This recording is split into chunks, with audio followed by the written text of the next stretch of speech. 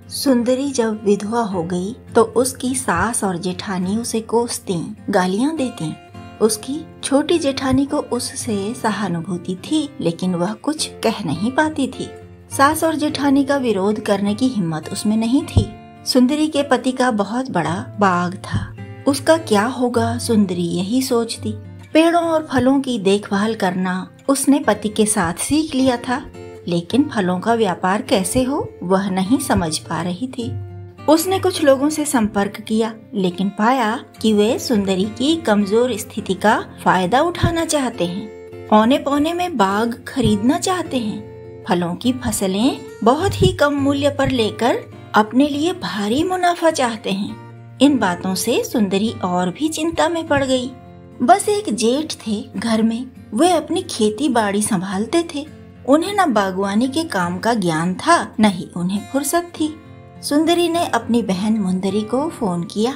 मुंदरी और उसके पति ने विचार विमर्श किया और फिर उन्होंने सुंदरी को अचार मुरब्बा बनाने की सलाह दी।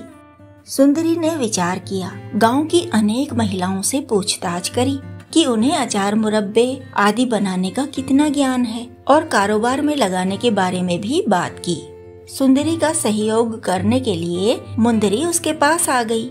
गांव की 3 महिलाओं ने उन्हें पूरा समय देना शुरू किया। सुनीता, विनीता और झुमकी ने काम करना शुरू किया। सुंदरी नौकरों से अचार योग्य कच्चे आम, करौंदे, जामुन, नींबू तोड़वा लेती। झुमकी उन्हें धोती, पोंछती, धूप दिखाती। सुनीता, विनीता फल काटने में लगती। मुंदरी मसाले तैयार करती और फिर वे चारों मिलकर अचार को पकाने, भरने, मसाले मिलाने का काम करती। झुमकी तैयार अचार को मर्तबानों में भरती। बाजार का क्या हाल है, बिक्री कैसे कैसे हो सकती है, यह सब देखने के लिए मुंदरी खुद अचार लेकर बाजार में बेचने गई। मर्तबानों में भरा अचार लोग चखने को मांगते। चख लेते तो स्वाद मन को भा जाता, फिर खरीदे बिना न रह पाते। मुरब्बे बनाने का काम भी इसी तरह मिलजुल कर होने लगा। जामुन अधिक हुए तो सिरका बनाया गया। झुमकी, सुनीता और विनीता के पति भी और बच्चे भी उनका सहयोग करने लगे थे, क्योंकि सुंदरी सबसे बहुत अच्छा व्यवहार करती थी। अच्छा वेतन मिल रहा था तो सब खुश थे।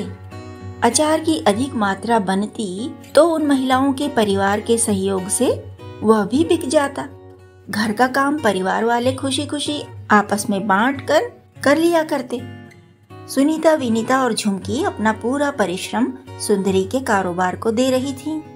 उधर मुंदरी के पति ने भी अपना घर और बच्चे मुंदरी के बिना संभाल लिए थे।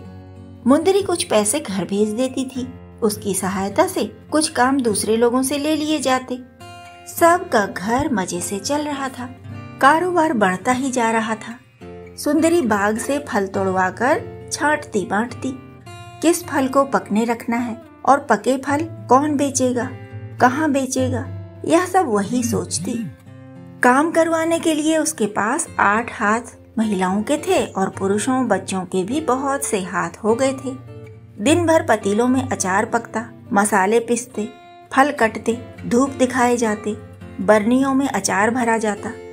मुंदरी ने बिक्री का अच्छा अनुभव पा लिया था।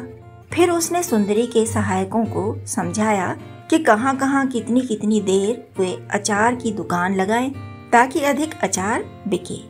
कुछ महिलाएं पापड़ बनाती और बिक्री के लिए सुंदरी के यहाँ दे जाती।